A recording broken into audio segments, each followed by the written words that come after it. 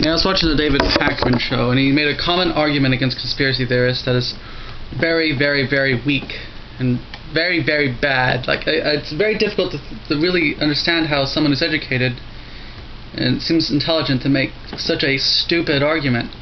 The argument is basically, conspiracy theorists believe in conspiracy theories because it's more palpable and easy for them to believe that, like, 9/11 and massacres are orchestrated by the government than by lone nuts and men in caves.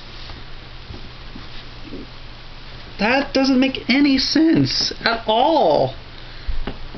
Because it's a lone nut doing massacres is not as terrifying as the government doing massacres. Because a lone nut can be stopped. You know, if I'm armed, I can shoot a lone nut in the head before he kills everyone.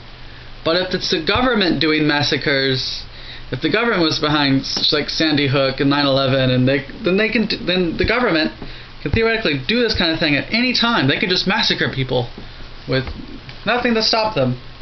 Whereas the lone nut thing, they can be stopped. You can just shoot them. But if it's the government doing these things, then the idea that it makes you feel safer to think that the government is behind this it can only come by someone who.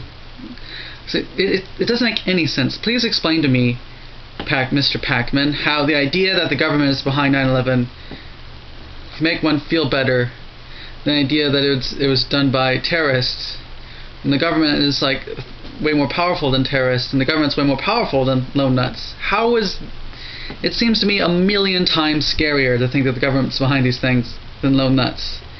Also, like, it's psychologizing. Psychologizing is bad. You cannot read the minds of conspiracy theorists. It's fallacious thinking to speculate that you can know what's going on in the head of someone else.